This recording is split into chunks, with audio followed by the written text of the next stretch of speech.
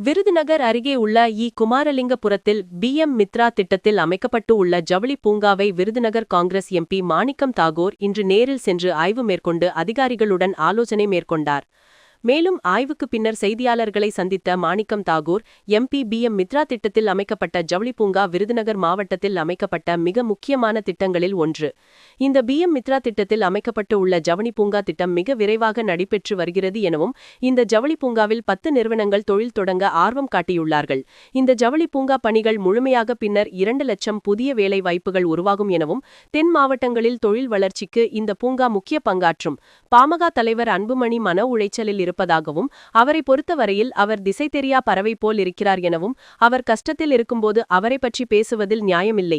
பாஜகவுக்கு ஆதரவு தெரிவித்து பேசுகிறோம் என நினைத்து அதிமுக முன்னாள் அமைச்சர் கேடி ராஜேந்திர பாலாஜி எஸ்இஆர் படிவத்தை நிரப்பாமல் போய்விடாமல் உடனடியாக எஸ்இஆர் படிவத்தை கேடி ராஜேந்திர பாலாஜி நிரப்பிக் கொடுக்க வேண்டுமில்லை என்றால் தேர்தல் ஆணையம் அவர் பெயரை வாக்காளர் பட்டியலில் இருந்து நீக்கிவிடும்.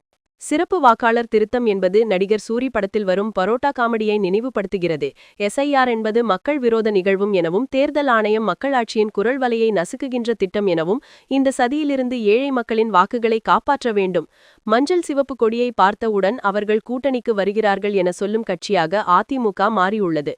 எஸ்ஐஆர் மூலம் அதிமுகவின் ஓட்டை தேர்தல் ஆணையம் பறிக்கிறது என இப்போதாவது அதிமுக பொதுச் செயலாளர் எடப்பாடி பழனிசாமி தைரியமாக பேச வேண்டும். நீண்ட நெடிய நாட்கள் எடுத்துக்கொள்ளும் எஸ்இஐ தேர்தல் ஆணையம் உடனடியாக நிறுத்த வேண்டும் எனவும், எஸ்இஆரை உடனடியாக செய்வதுதான் மக்கள் விரோதம் என திமுக கூட்டணி சொல்கிறது. அதாவது அன்புமணியோட அந்த நடைபயணம் நான் ஆரம்பிக்கும் போது மிகுந்த மன உளைச்சல தான் ஆரம்பித்தேன். இதே மாதிரி அடுத்த 100வது நாளில் திமுக ஆட்சி அகற்றப்படும் சொல்லிட்டு நேற்று 100வது நாள் பொதுக்கூட்டத்தில் அன்புமணி நம்மள ஸ்பீச் கொடுத்து இந்த கருத்தை நீங்கள் பார்க்குறேன்.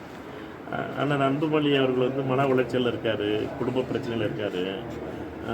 அவரை பொறுத்த வரைக்கும் திசை தெரியாமல் இருக்கார்.